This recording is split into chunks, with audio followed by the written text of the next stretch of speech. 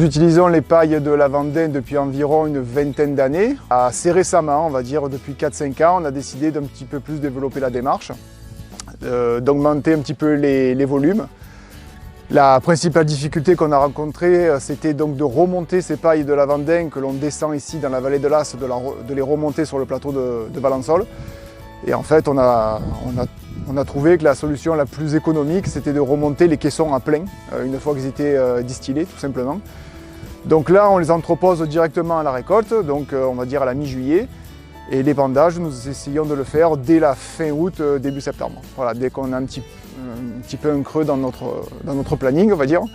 Depuis 3 ans, on va dire qu'on a considérablement augmenté les volumes. Donc je pense qu'on n'est pas en une 50aine d'hectares récoltés. Et sur ces 50 hectares, on arrive à épandre, je dirais, une 30aine d'hectares de paille de Lavandin.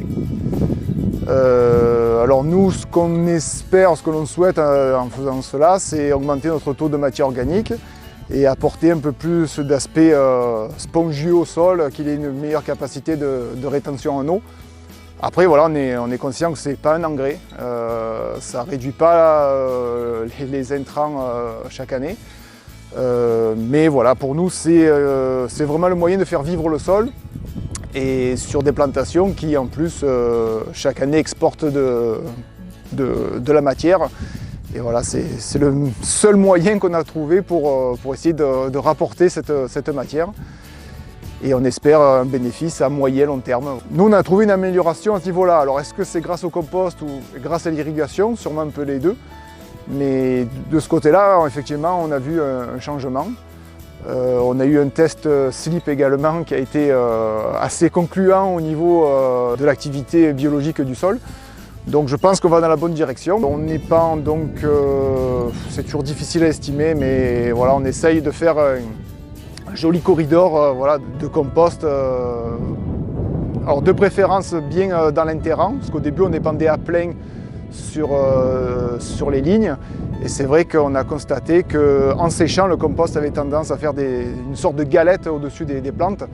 Et ça a été un petit peu pénalisant l'année suivante au niveau du rendement. Certaines tiges n'ont pas pu pousser correctement.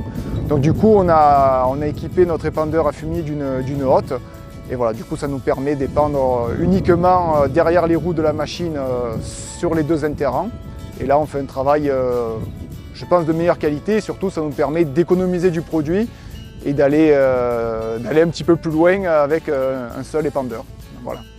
Au niveau du tonnage apporté à l'hectare, on essaie de se rapprocher tant bien que mal des 10 tonnes hectares.